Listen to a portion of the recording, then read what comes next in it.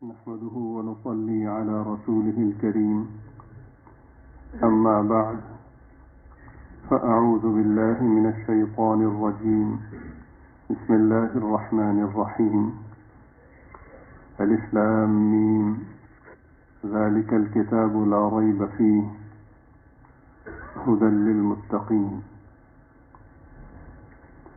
الذين يؤمنون بالغيب ويقيمون الصلاة ومما رزقناهم ينفقون والذين يؤمنون بما أنزل إليك وما أنزل من قبلك وبالآخرة هم يوقنون أولئك على هدى من ربهم وأولئك هم المفلحون صدق الله العظيم وصدق رسوله النبي الكريم. درود شریف پڑھ لیجیے.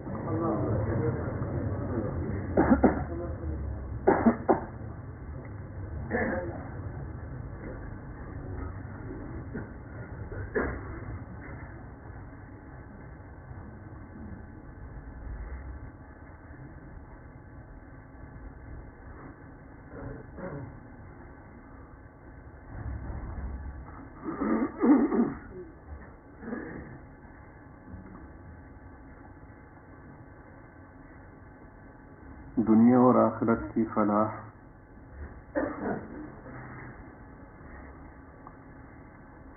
ہر فطرت کا تقاضا ہے.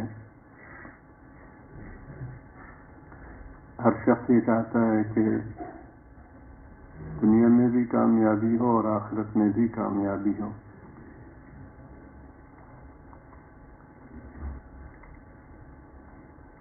جو شخص آخرت پر یقین نہیں رکھتے اور آخرت کو تسلیم نہیں کرتے،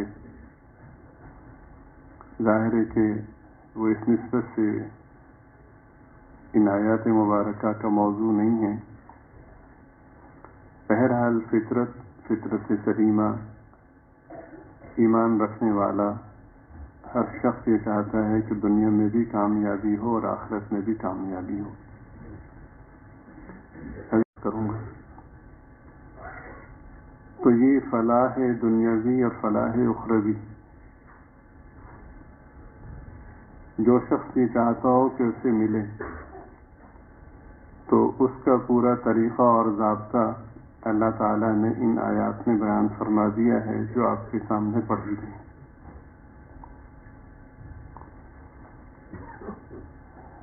صرف دنیاوی کامیابی اگر کسی کو ملی تو وہ کامیابی نہ ہونے کے برابر ہے.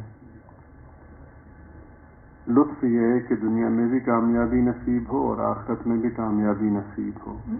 اسی کامیابی کو فلاح کہا جا رہا ہے. الف لام میم یہ حروف مقطعات میں سے ہیں، یعنی سادہ لفظوں میں یوں سمجھیے کہ ان الفاظ پر ایمان لانا ضروری ہے کہ اللہ تعالیٰ کے پاک کلام کا حصہ ہیں. ان کے معانی کے حوالے سے شریعت مطہرہ کا فیصلہ یہ ہے کہ وہ صرف اور صرف اللہ اور اس کا رسول ہی جانتے ہیں اور باقیوں پر اس کا اظہار نہیں کیا گیا مختلف حکمتوں اور فوائد کی بنا پر. بہت سے لوگوں نے، بہت سے اہل علم نے، بہت سے اللہ والوں نے اپنے اپنے فہم کے مطابق کچھ مراد ان سے لی ہیں، لیکن بہرحال وہ ان کا فہم اور ان کی رائے ہے. اس میں جو حتمی بات ہے، جو سب سے غالب قول ہے، وہ یہی ہے کہ اللہ اور اس کا رسول ہی ان کے معنی کو جانتے ہیں. ذالک الکتاب،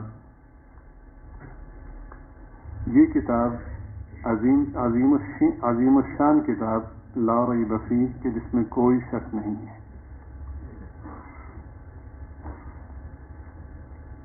اہل علم فرماتے ہیں کہ سورہ فاتحہ میں ہر نماز میں جو ہم دعا مانگتے ہیں، اہدنا الصراط المستقیم،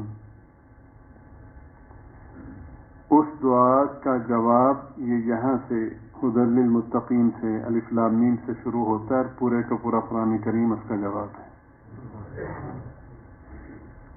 یعنی ہم جو دعا مانگتے ہیں کہ اللہ ہمیں ہدایت نصیب فرما، ہدایت کے راستے پر چلا، تو یہ پورے کا پورا قرآن کریم اس دعا کا جواب ہے اور اس دعا کی اجابت اور قبولیت ہے.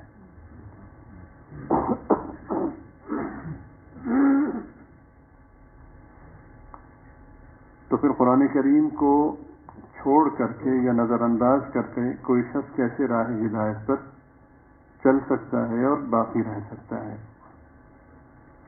ارشاد فرمایا کہ ھدی للمتقین، یہ قرآن کریم سراسر مکمل ہدایت ہے متقین کے لیے. متقین کے لیے ہدایت کا کیا مطلب ہے؟ آپ بارہا سن چکے ہیں کہ متقی اس کو کہتے ہیں کہ جس کے دل میں اللہ کا خوف ہو، جو اللہ تعالیٰ کے خوف کی بنا پر گناہوں سے بچے. تقویٰ کا معنی ڈرنا بھی ہے، تقویٰ کا معنی بچنا بھی ہے. ان دونوں کی جامعیت کی صورت یہ ہے کہ متقی اسے کہتے ہیں کہ جو اللہ تعالیٰ کے خوف ایسا جو عظمت سے بھرپور ہو، جو اللہ تعالیٰ کی خوف، یعنی کل مجھے اپنے مالک کے سامنے حاضر ہونا ہے تو کیا منہ دکھاؤں گا. اللہ تعالیٰ کے خوف کی بنا پر جو شخص گناہوں سے بچتا ہے اس کو متقی کہتے ہیں. اہل علم فرماتے ہیں کہ جس شخص کو یہ احساس ہی نہ ہو کہ میرا مالک ہے، جو اپنے مالک کو تسلیم ہی نہ کرتا ہو، اور جس کو یہ ادراک ہی نہ ہو کہ کل مجھے اپنے مالک کے سامنے حاضر ہونا ہے، تو ظاہر ہے کہ ایسا شخص پھر قرآن کریم سے کیسے رہنمائی پا سکتا ہے. قرآن کریم سے رہنمائی پانے کے لیے یہ ادراک ہونا، یہ یقین ہونا ضروری ہے کہ میرا رب ہے، اور یہ یقین ہونا ضروری ہے کہ کل مجھے اس کے سامنے پیش ہونا ہے، اور جو اعمال میں نے کیے ہیں مجھے ان کا جواب دینا ہے. پھر متقین کی صفات اللہ تعالیٰ نے بیان فرمائی کہ متقی کس کو کہتے ہیں. یہ تو ایک بنیادی بات آپ کی خدمت میں عرض کی گئی نا، اس کی تشریح فرمائی اللہ رب العزت نے، اور اس میں 3 بنیادی چیزیں مزید بیان فرمائی. یعنی یہ بتا دیا کہ تقویٰ کا تعلق اس فہم سے نہیں جو ہمارے ذہنوں میں موجود ہیں مختلف شکلوں میں. فلاں ولی ہے، فلاں بزرگ ہے، تو بھائی اتنا لمبا چوغا اگر پہن لیا، ایسی تصویر رکھی اور ایسی ٹوپی اوڑھ لی اور ایسا عصا پکڑ لیا اور ایسے معمولات کر لیے تو یہ تقویٰ کی علامت ہے؟ نہیں. بڑی سیدھی اور بڑی واضح تعلیمات ہیں کہ یہ تقویٰ کی علامات ہیں اور یہ تقویٰ کی شرائط ہیں. تقویٰ کی سب سے پہلی شرط ہے کہ الذین یؤمنون بالغیب، جو ایمان لاتے ہیں. اب ایمان جن چیزوں پہ لایا جاتا ہے وہ 2 قسم کی ہیں. کچھ چیزیں ایسی ہیں کہ جو سامنے ہیں، جیسا کہ قرآن کریم، جیسا کہ نبی پاک صلی اللہ علیہ وسلم کی ذات بابرکت اور وہ ارشادات عالی کہ جو جناب رسول پاک صلی اللہ علیہ وسلم کی زبان اثر سے ادا ہوئے. اور ایک وہ قسم ہے کہ جو ہمارے سامنے نہیں ہے. سرکار دو عالم صلی اللہ علیہ وسلم کی رحلت اللہ تعالیٰ کے نظام کے تحت ہوئی، ہم نے ان کا دیدار نہیں کیا، لیکن قرآن و حدیث کی صورت میں پورا سراپا، پرنور سراپا، بابرکت سراپا ہمارے سامنے جناب رسول پاک صلی اللہ علیہ وسلم کا موجود ہے.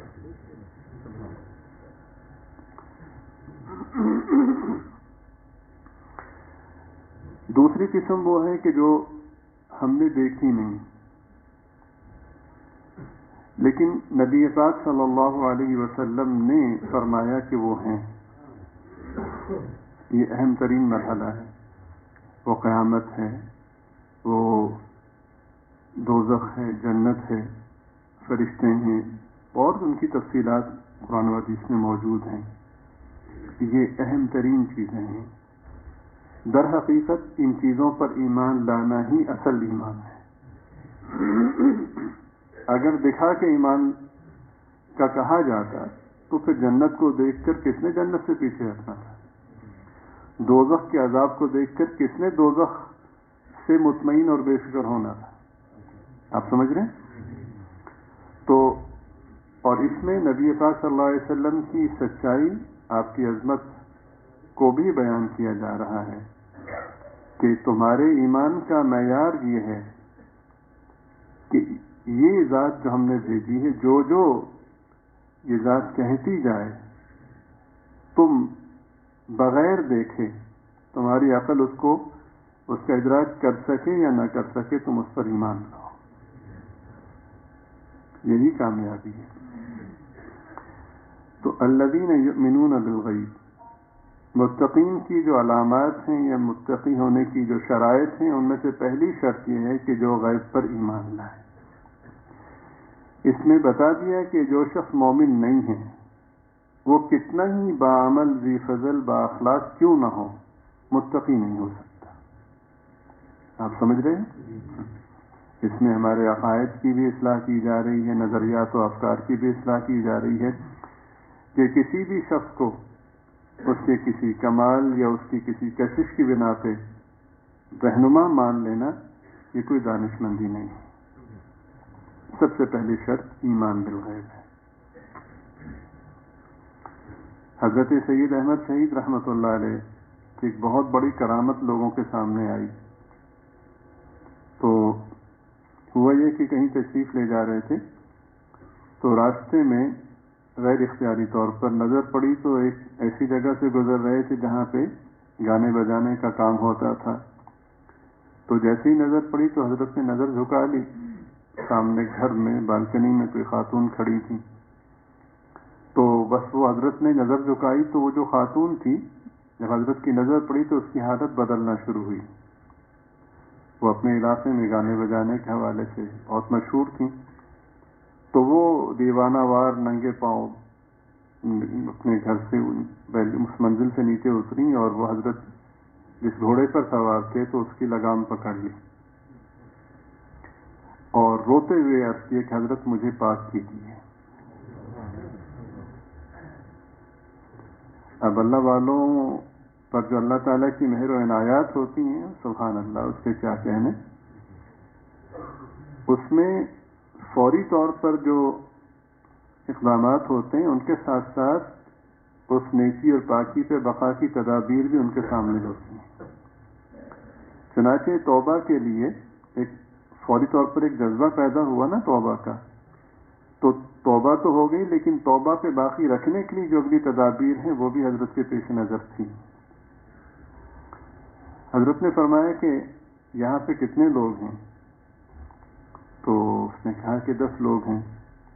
حضرت نے اپنے خادم سے کہا کہ جاؤ ان کے پاس جاؤ، ان سے جا کر کہو کہ احمد تمہیں بلاتا ہے. تو انہوں نے جا کر کے پیغام دیا. بس وہ پیغام سننے کی دیر تھی کہ ان کی بھی وہی حالت ہوئی. وہ ننگے پاؤں بھاگے چلے اور رونے لگے کہ حضرت ہمیں پاک کیجیے. حضرت نے ان خاتون سے پوچھا کہ ان میں سے تمہیں کس سے زیادہ رغبت ہے؟ خاتون نے شخص کی طرف اشارہ کیا. حضرت نے ان کو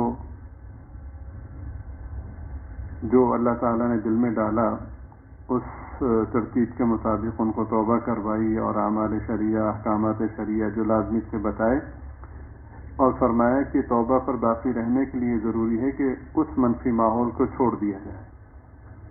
چنانچہ اس خاتون کا اس شخص سے نکاح کر دیا گیا جس سے اسے رغبت تھی. اب یہ جو حضرت کے ساتھ خادم تھے وہ سب دیکھ رہے تھے. ایک عجیب معاملہ تھا کہ جسے کہتے ہیں ہتھیلی پہ سرسوں جمانا. کبھی ایسا دیکھا نہ سنا تو بڑے حیران ہوئے. خیر حضرت وہاں سے آگے چلے. جب تھوڑا سا فاصلہ طے کر لیا تو حضرت نے اپنے خدام سے پوچھا کہ بھئی یہ تم نے کچھ دیکھا؟ وہ سب پوچھنا چاہ رہے تھے لیکن وہ حضرت کی عظمت کی بنا پہ پوچھ نہیں پائے. کہنے لگے کہ حضرت سبحان اللہ آج تو کمال ہو گیا. حضرت نے فرمایا توجہ 3 قسموں پہ منقسم ہے. ایک قسم یہ ہے کہ یہ توجہ نظر کے ذریعے سے بھی ہوتی ہے. دوسری قسم یہ ہے کہ یہ الفاظ کے ذریعے سے بھی ہوتی ہے جیسا کہ پیغام بھیجا میں نے. اور تیسری قسم یہ ہے کہ دل سے بھی ہوتی ہے. اور یہ تینوں اقسام محنت سے اور کوشش سے بھی حاصل کی جا سکتی ہیں. لیکن بعض اوقات ایسا ہوتا ہے کہ بغیر محنت اور کوشش کے اللہ تعالیٰ جن بندوں سے خوش ہوتے ہیں ان کو یہ عطا فرماتے ہیں، اور ہم نے اس کے لیے دنیاوی اعتبار سے کوئی کوشش نہیں کی، اللہ تعالیٰ نے ہمیں یہ وہبی طور پہ عطا فرمائی۔ ہمارا مسئلہ یہ ہے کہ اب اس کے بعد ہم اس چکر میں پڑیں گے مجھے بھی ایسی توجہ ہو کہ میں کسی پہ ڈالوں تو وہ لڑکتا پھڑکتا ہوا ہے۔ نہیں بھائی، اپنے رب کو راضی کرنے کی کوشش کیجیے، اپنے من کو صاف کرنے کی کوشش کیجیے۔ سمجھداری یہ ہوتی ہے کہ پوری گفتگو میں یا پورے مضمون اور پورے واقعے میں لینے کی چیز کیا ہے۔ اگر وہیں ذہن لٹکا رہا کہ پیر بننا ہے تو کیوں اتنا وقت ضائع کرتے ہیں؟ یہ کم ہے کہ اللہ تعالیٰ اپنے گھر میں بلاتے ہیں، اپنے پاک نام کی توفیق عطا فرماتے ہیں۔ بہت سے لوگ بڑے بڑے سلسلوں سے منسلک ہو کر بھی اس لیے محروم رہ جاتے ہیں کہ وہ اپنا قبلہ درست ہی نہیں کر پاتے۔ صرف مت پڑھیے۔ تو حضرت نے فرمایا کہ بھائی، وہ کہنے لگے حضرت ہم تو سر سے پاؤں تک حیران ہیں کہ ہوا کیا، ساری زندگی کوشش کرتے، ظاہر ہے کہ اس کی آمدن تھی اس کام کے ذریعے سے، دور دور سے لوگ آتے تھے، تو کمال کر دیا، بیٹھے بیٹھائے ولی بن گئے۔ حضرت نے ایک بات ارشاد فرمائی، بات یہاں سے چلی۔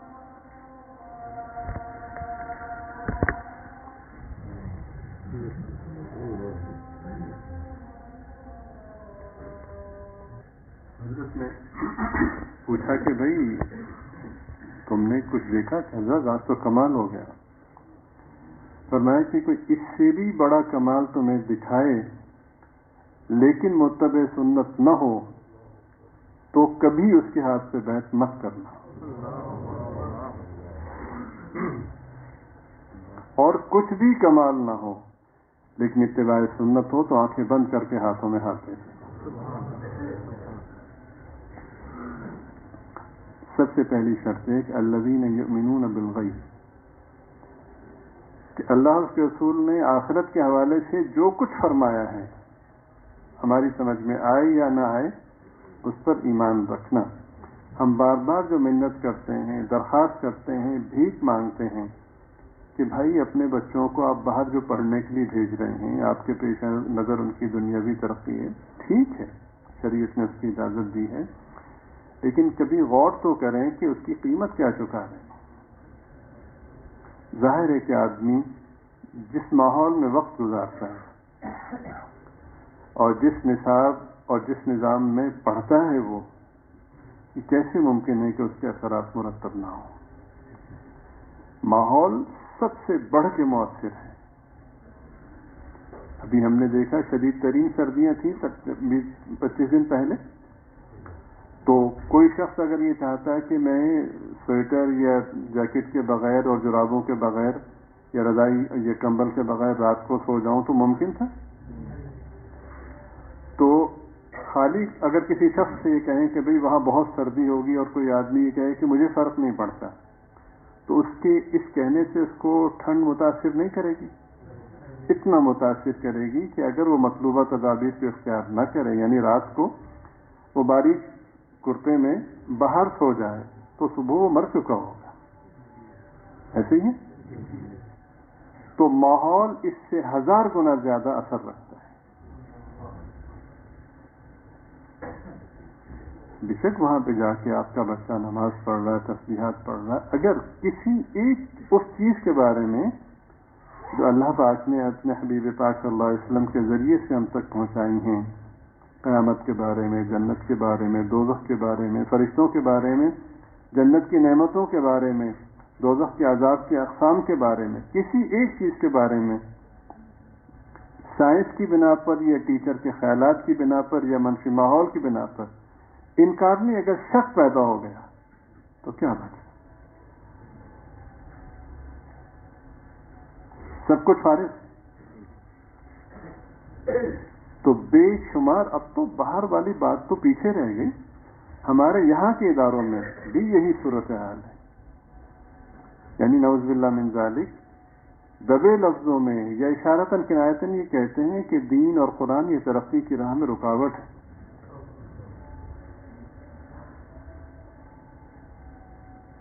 ہمارا سرمایہ، ہمارے نوجوان بچے، ہمارا روشن مستقبل تاریک ہو رہا ہے.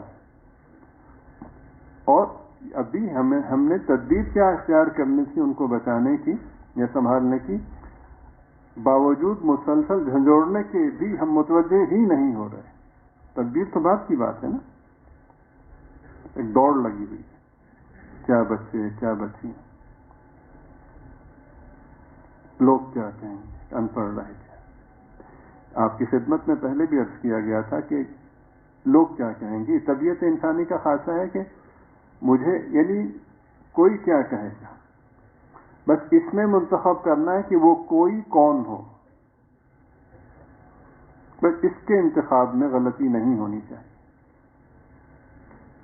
وہ کوئی میرا معاشرہ نہ ہو، میری برادری نہ ہو. احساس کمتری محسوس ہوتی ہے کہ فلاں نے اتنی، فلاں کے بچوں کے پاس اتنی ڈگریاں ہیں، فلاں کے بچوں کے پاس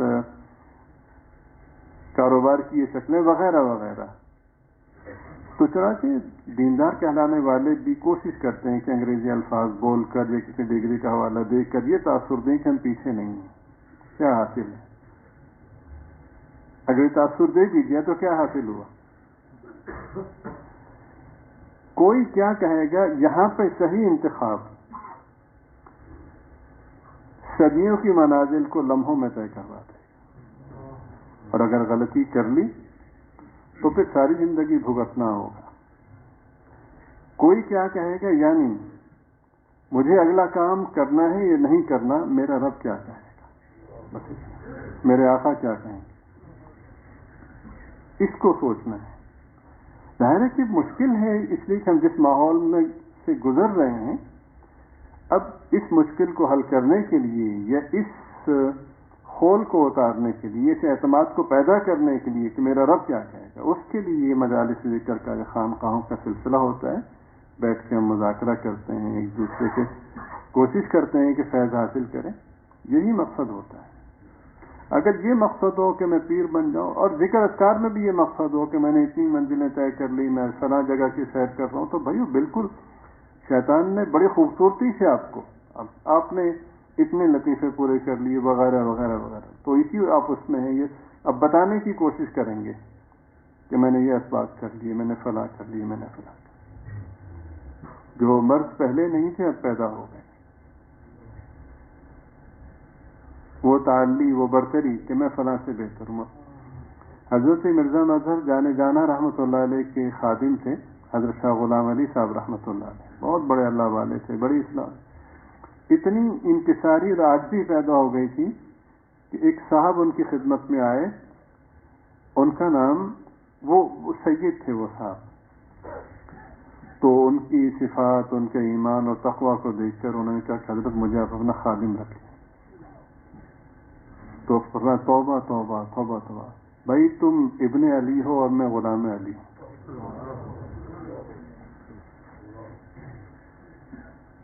اور ہمیں دو لفظ نہیں آتے، اور ہم اپنا کبر دیکھیں، تکبر دیکھیں. یعنی مرض کی موجودگی کو، بلکہ بہت سے امراض کی موجودگی کو، ان کے پھلنے پھولنے کو ہم ترقی سمجھتے ہیں. تو یہ شرط اول ہے ایمان بالغیب. اپنے بچوں پہ ہم غور کریں، کتنی بڑی اللہ نے نعمت دی ہے. اگر کوئی شخص کچھ اور بھی کوئی ذریعہ نہ ہو، صرف بچوں ہی میں غور کرے تو اللہ تعالیٰ کا وجود سمجھ میں آتا ہے. ہر نیا دن بچوں کی صفات اور صلاحیت میں نکھار کا ذریعہ بنتا ہے. بچوں کے منہ سے نکلی ہوئی باتیں چاہے وہ نامکمل ہوں، وہ کامل ترین دیوانوں سے زیادہ خوبصورت ہوتی ہیں. یہ کس نے بولنے کا سلیقہ دیا، کس نے شعور عطا کیا، کیسے بچوں کی پرورش ہوتی ہے، کتنی مشقتیں ہوتی ہیں، ایک ایک لمحہ ان کی دیکھ بھال ہوتی ہے. وہ جوان ہوا اور آپ نے صرف اس لیے کہ لوگ کیا کہیں گے ان کو ایسی درسگاہوں کے حوالے کر دیے جن درسگاہوں کے ماحول نے ان کے ایمان کو ادھیڑ کے رکھ دیا. پھر اس کے بعد تعویذ کیا کام ہے؟ اس کا خیال نہ کرتے، اس کا کر لیتے کہ میرا رب کیا کہے گا. تو وہ جہاں بڑھاپے میں آپ کے حواس جواب دے جاتے ہیں. آپ کا تھوک جہاں گرتا وہ اپنا ہاتھ آگے کرتا. وہ ایک لمحے کے لیے بھی آپ کو تنہا نہ چھوڑتا اگر آپ اس کی اچھی تربیت کرتے ہیں. تو آپ کے وجود کو دنیا اور آخرت کا سرمایہ سمجھتا کہ یہ ہیں تو میں ہوں. آپ نے اس کو پڑھا دیا، مغربی ماحول کا عادی بنا دیا، بہت زیادہ تیر مار لے گا تو کوئی ملازم آپ کے لیے رکھ دے گا، کچھ پیسے دے دے گا وغیرہ وغیرہ. اس کے بعد اگر آپ تقاضا کریں گے پھر جو جواب ہوگا وہ آپ کے لیے اضافی اذیت کا باعث ہوگا. خسرت دنیا والا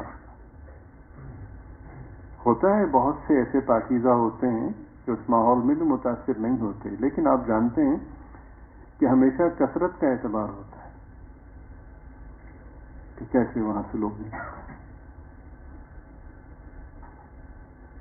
سچائی، دیانت، بہرحال اب یہ میرے خیال میں ایسی کوئی مشکل باتیں نہیں ہیں کہ جن کو سمجھنے کے لیے کسی ٹیچر کی ضرورت ہو، کسی استاد کی ضرورت ہو. سمجھنے تو عام طور پہ سمجھ میں آتی ہیں. یہی بچے، یہی بیٹا ہمارے لیے دنیا اور آخرت کا سرمایہ بنے. اللہ نے پورا موقع دیا. اور آخرت تو آخرت ہے، دنیا میں آنکھیں ٹھنڈی ہوتی. لیکن اب وہ وہاں پہ بچے باہر چلے گئے. وہاں پہ جانے کے بعد میرے علم میں ایسی مثالیں موجود ہیں. اب ظاہر ہے کہ اب دو شکلیں ہیں، یا تو ہم بدتمیز ہو جائیں جیسا کہ ہمارا بہت بڑا طبقہ دینداروں کا بدتمیز ہو چکا ہے. لوگ ان سے رہنمائی لینے کی زحمت ہی نہیں کرتے. لیکن یہ مزاج مبارک نہیں ہے. سرکار دو عالم صلی اللہ علیہ وسلم کا جو پاکیزہ مزاج ہے وہ کبھی بھی حوصلہ سیکھنے کا نہیں ہے. بے شک آپ نے وعیدیں سنائیں دین سے بیزاری پر اور دین سے دوری پر، منفی ماحول اختیار کرنے پر، لیکن پھر بھی کوئی اگر ایسا شخص آیا تو آپ نے اس کی بھرپور رہنمائی اور حوصلہ افزائی.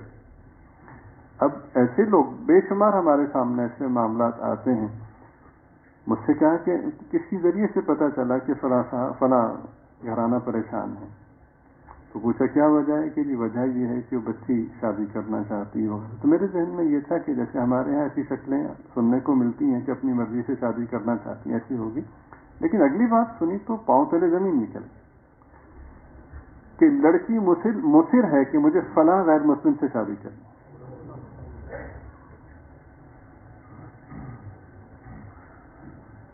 اس میں جو خیر کا پہلو ہے وہ یہ ہے کہ ماں باپ کے دل میں ایمان کی رسی موجود ہے کہ فکر مند ہے. اگر وہ نہ ہوتی تو انہیں اس کی بھی پرواہ نہ ہوتی. یہ ایسی باتیں بھی سننے کو مل رہی ہیں.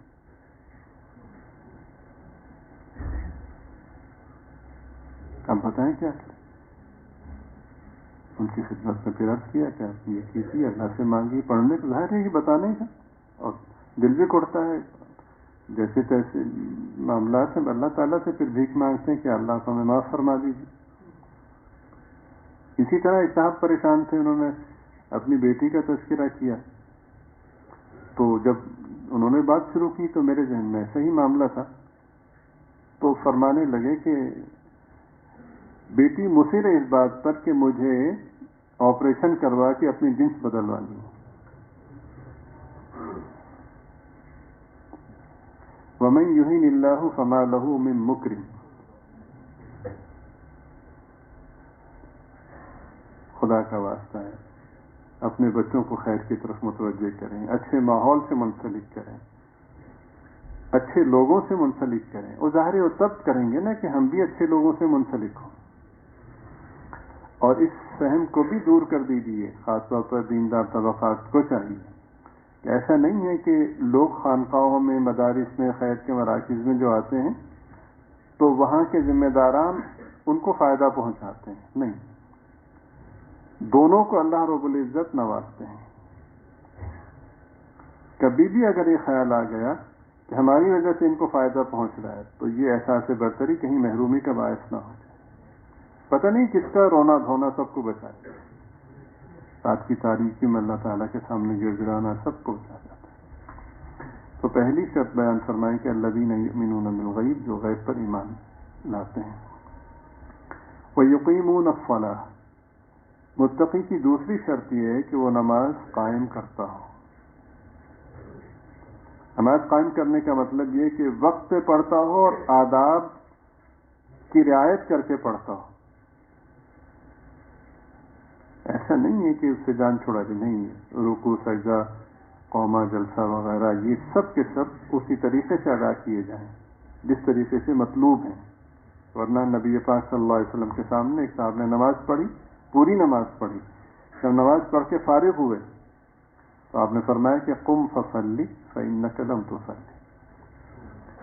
یہ آداب کی رعایت رکھنا اتنا ضروری ہے کہ نماز پڑھ لی تو سرکار فرما رہے ہیں کہ نماز نہیں ہوئی، تو میں اور آپ ہزار سمجھے کہ ہو گئی، سرکار فرما رہے نہیں ہوئی تو ہو جائے گی. ان صاحب نے دوبارہ نماز پڑھی تو جب فارغ ہوئے تو سرکار دو عالم صلی اللہ علیہ وسلم نے پھر ارشاد فرمایا قم فصلی فإنک لم تصلی. اٹھیے، نماز پڑھیے، اس لیے کہ آپ نے نماز نہیں پڑھی. انہوں نے تیسری بار پڑھی، سرکار دو عالم صلی اللہ علیہ وسلم نے پھر یہی ارشاد فرمایا قم فصلی فإنک لم تصلی. اٹھیے، نماز پڑھیے، اس لیے کہ آپ نے نماز نہیں پڑھی. تو انہوں نے بڑے ادب سے عرض کیا کہ حضور ارشاد فرما دیجئے کہاں کوتاہی ہو رہی ہے.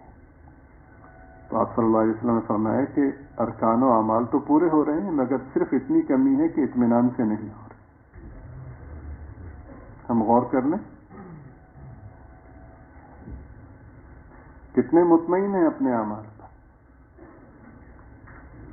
نمازوں کو اپنے وقت میں ادا کرنا اور آداب کی رعایت رکھتے ہوئے یکسو ہو کر پتہ ہو کہ میں اپنے رب کے سامنے نماز پڑھوں.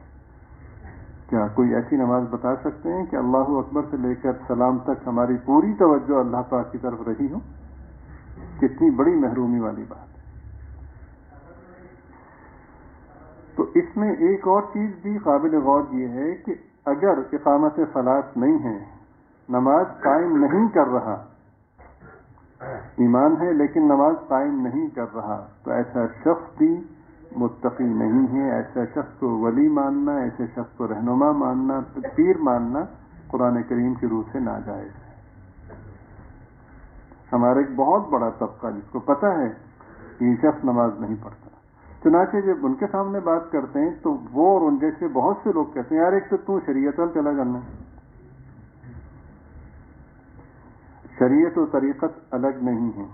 جیسے روح اور جسم دونوں ایک دوسرے کے لازم و ملزوم ہے، اسی طرح شریعت و طریقت بھی ایک دوسرے کے لیے لازم و ملزوم ہے. تیسری شرط یہ ہے کہ وَمِمَّا رَزَقْنَاهُمْ يُنْفِقُونَ، اور ہم نے جو انہیں رزق دیا ہے اس میں سے وہ خرچ کرتے ہیں. ٹھیک ہے، اس میں اللہ پاک نے یہ نہیں فرمایا کہ وہ لوگ خرچ کرتے ہیں، نہیں، بڑے غیور ہیں، غیرت کے خالق میں فرماتے ہیں کہ وہ رزق جو ہم نے دیا ہے، ہمارے دیے ہوئے رزق سے علاوہ اگر اس کے پاس ہے تو ہمیں نہیں چاہیے. اگر کسی کے پاس اس کے علاوہ ہے تو بتائیں. وہ رزق جو ہم نے دیا ہے اس میں سے خرچ کرتے ہیں. قرآن کریم نے یہ 3 شرطیں بیان کی ہیں متقی کے لیے. ایمان بالغیب، سمجھ میں آئے یا نہ آئے، جو آقا نے کہہ دیا آمنا وسلمنا وصدقنا، ہم ایمان بھی لائے، ہم نے تسلیم بھی کیا اور ہم نے تصدیق بھی کی. دوسری شرط اقامت صلاۃ، کسی کو معاف نہیں ہے بالغ ہونے کے بعد سے لے کر موت تک. ہاں ایسی بیماری ہو کہ جس میں بے ہوشی کا غلبہ ہو اور وہ بے ہوشی کے غلبے کا تسلسل 5 نمازوں سے زیادہ ہو جائے تو وہ پھر معافی کی شکل ہے، ورنہ شدید ترین بیماری میں بھی معاف نہیں ہے. اگر ادا کرنے پہ قادر نہیں ہے تو بعد میں اس کی قضا لازم ہے. نہ کسی پیر کو معاف، نہ کسی ولی کو معاف. اگر کوئی شخص یہ کہتا ہے کہ روحانیت کے حوالے سے مجھے معاف ہے، اس سے بڑا جھوٹا اور دجال کوئی نہیں. پہلی شرط ایمان بالغیب، دوسری شرط اقامت صلاۃ، اپنی رعایت اپنے آداب کی رعایت کو ملحوظ رکھتے ہوئے اور یکسوئی کے ساتھ ادا کرنے کے مفہوم میں. اور تیسری شرط یہ ہے کہ جو اللہ پاک نے رزق دیا ہے اس رزق میں سے خرچ کرتے ہیں. بالخصوص یہ جو تیسری شرط ہے اس کے حوالے سے ہماری گفتگو کا آغاز ہے، انشاءاللہ یہ سلسلہ چلے گا. اس کی پوری ترتیب شریعت مطہرہ نے بیان فرمائی ہے کہ کیسے خرچ کرنا ہے. انشاءاللہ اگلی مجالس میں اس حوالے سے عرض کیا جائے گا. والذین یؤمنون بما انزل الیک وما انزل من قبلک. متقین کی ایک اور خوبی اور ایک اور علامت بیان کی گئی یا شرط یہ بیان کی گئی، یہ وہ لوگ ہیں کہ جو ہم نے آپ پہ نازل کیا ہے اس پر بھی ایمان رکھتے ہیں، اور آپ سے پہلے جو نازل کیا ہے اس پر بھی ایمان رکھتے ہیں. تو وہ جو بھی اللہ نے نازل کیا وہ ٹھیک ہے، وہ بالکل درست ہے، اپنے نزول میں اپنے مضمون میں بالکل درست ہے. اگلا معاملہ یہ ہے کہ کیا اس پہ عمل ہوگا یا نہیں ہوگا، تو اس میں ہماری شریعت مطہرہ نے یہ بتایا ہے کہ وہ اس زمانے کے لیے وہ مضامین تھے، وہ کتب تھیں جو اللہ نے نازل فرمائیں، وہ تقدس میں بالکل اسی طرح ہیں، لیکن اب عمل میں قرآن کریم ہی ہمارے لیے رہنما ہے. اس کی تشریحات ہی ہماری رہنمائی کریں. اس کی تشریحات ظاہر ہے کہ حدیث پاک ہے. سمجھ رہے ہیں؟ وبالآخرۃ هم یوقنون، اور آخرت پر وہ یقین رکھتے ہیں. بات چلی تھی کہ ہر شخص یہ چاہتا ہے کہ مجھے دنیا اور آخرت کی فلاح نصیب ہو. اب ہمارا ذہن یہ ہے کہ دنیا اور آخرت تو خیر نعوذ باللہ ہمارا موضوع ہی کم ہوتا ہے. بھئی کامیابی اس میں ہے کہ آکسفورڈ کی ڈگری ہو، ہارورڈ کی ڈگری ہو، فلاں ہو، اتنا پیسہ ہو، ایسا کاروبار ہو، وغیرہ وغیرہ، تو فلاں سوسائٹی میں گھر ہو، ایسی گاڑی ہو. یہ تو وہ سوچ ہے جو قرآن کریم نے سورہ قصص کے آخر میں ان لوگوں کی بتائی تھی جو قارون سے متاثر ہو گئے تھے. قرآن کریم میں ہے نا، قارون سے متاثر ہو گئے تھے. یا لیت لنا مثل ما اوتی قارون انہ لذو حظ عظیم. کیا بات ہے، کیا کہنے، کیسی جاہلانہ سوچ ہے کہ عظمت کا تعین ہمارے نزدیک گاڑی کرتی ہے. اتنی گاڑیاں ہیں، فلاں فلاں گاڑی، اسی خبت میں رہتے ہیں. حالانکہ عظمت کا تعین اس سے نہیں ہے. چنانچہ اس موقع پر جو اہل علم تھے انہوں نے کہا ویلکم، افسوس ہے تم پر، ثواب اللہ خیر، جو اللہ تعالیٰ کا بدلہ ہے وہ اس سے کہیں بہتر ہے. تو ہم نے جو مختلف چیزوں کو، مختلف طور طریقوں کو معیار سمجھا ہے، وہ فلاح کے حصول کا ذریعہ نہیں ہے، اور وہ فلاح اور کامیابی نہیں ہے. فلاح دنیاوی ہو یا اخروی، اس کے لیے یہ شرائط ہیں جو آج کی نشست میں بیان کی گئی. اللہ تعالیٰ مجھے اور آپ کو صحیح فہم اور اس پر اخلاص کے ساتھ عمل کی توفیق عطا فرمائے. میں نے عرض کیا کہ اس میں وَمِمَّا رَزَقْنَاهُمْ يُنْفِقُونَ، جو ہم نے دیا ہے اس میں سے وہ خرچ کرتے ہیں. اس حوالے بطور خاص اس سلسلے کو آگے چلانا ہے. اس میں اللہ کے راستے میں خرچ کرنے کے حوالے سے جو فضائل ہیں اور جو اس کے انعامات ہیں وہ اتنے زیادہ ہیں کہ شمار نہیں کیے جا سکتے. اور اللہ تعالیٰ کو اپنے راستے میں خرچ کرنا اتنا پسند ہے کہ یہ بڑے بڑے گناہوں پر پردہ ڈال دیتا ہے، بڑے بڑے عیبوں پر پردہ ڈال دیتا ہے. اور ایسا نہیں کہ لاکھوں کروڑوں خرچ کریں تبھی ایسا ہوگا، نہیں، جتنی اللہ نے وسعت دی. جناب رسول پاک صلی اللہ علیہ وسلم نے ارشاد فرمایا کہ غریبوں سے راہ و رسم بڑھاؤ، ان سے تعلقات بہتر کرو، یہ بڑے دولت مند ہیں. اب صحابہ رضی اللہ تعالیٰ عنہ کو بڑا تعجب ہوا کہ ایک طرف غریب بھی کہا جا رہا ہے اور ایک طرف کہا جا رہا ہے دولت مند ہے. تو بڑے ادب سے عرض کیا کہ حضور ہم منشأ مبارکہ کو سمجھ نہیں پائے، آپ فرمائیے کہ ان کی دولت مندی کیا ہے. فرمایا کہ ان کی دولت مندی یہ ہے کہ قیامت کے دن اللہ تعالیٰ ایک فقیر کو، ایک غریب کو بلائیں گے جس نے دنیا میں غربت کی زندگی گزاری ہوگی، اور اشارہ فرمائیں گے جہنم کی طرف. فرمائیں گے کہ ان میں سے جس شخص نے تجھے کبھی پانی پلایا تھا یا کھانا کھلایا تھا یا پہننے کو کوئی کپڑا دیا تھا، جتنے لوگوں نے تیرے ساتھ اس نے سلوک کیا تھا، آج تیرے کہنے پر ہم سب کو جہنم سے نکال کر جنت میں داخل کریں. ایک حدیث شریف میں کہ جس شخص نے دنیا میں غربت اور فقر کی زندگی گزاری تو قیامت میں اللہ، یہ حضرت شیخ رحمۃ اللہ علیہ نے احادیث مبارکہ تخریج فرمائی ہیں، جس شخص نے دنیا میں غربت اور فقر میں زندگی گزاری تو آخرت میں اللہ تعالیٰ اس سے ایسے معذرت کریں گے یہاں جیسے کوئی شخص کسی دوسرے سے معذرت کرتا ہے۔ اللہ پاک فرمائیں گے کہ ہم نے تمہیں دنیا میں مال سے جو محروم رکھا تھا وہ اس لیے نہیں رکھا تھا کہ تم ہمارے نزدیک پسندیدہ نہیں تھے یا تمہاری کسی خامی یا عیب کی وجہ سے ہم نے تمہیں محروم رکھا تھا۔ تو وہ بڑی تعجب سے، بڑی حیرت سے دیکھے گا تو اللہ پاک فرمائیں گے کہ ہم نے تمہیں اس لیے محروم رکھا تھا کہ تمہیں ایک اعزاز آج دینا تھا۔ تو سراپا سوال ہوگا کہ اللہ وہ کیا اعزاز ہوگا؟ تو اعزاز میں یہی بات اللہ پاک فرمائیں گے کہ جس نے تمہیں کھلایا، جس نے تمہیں پلایا، جس نے تمہیں کپڑا دیا اس کی بخشش کریں گے، لیکن اس کی صورت کیا ہوگی؟ اس کی صورت یہ ہے کہ ہم بھی بتا دیں گے بھائی فلاں یہ بتا سکتے ہیں کہ اتنے لوگوں کو ہم نے فلاں آدمی کے ساتھ تعاون کرنے کو، اور تعاون بھی یہ نہیں کہ ساری زندگی کا، ایک دن کھانا کھلایا، ایک دن کپڑے پہنائے وغیرہ وغیرہ۔ فرمایا نہیں، ایسا نہیں، جاؤ جس شخص نے تمہارے ساتھ یہ تعاون کا معاملہ کیا تھا ہر ایک کو ہاتھ سے پکڑو، دوزخ سے نکال کر جنت میں لاؤ، یہ عزت تمہیں دینی تھی۔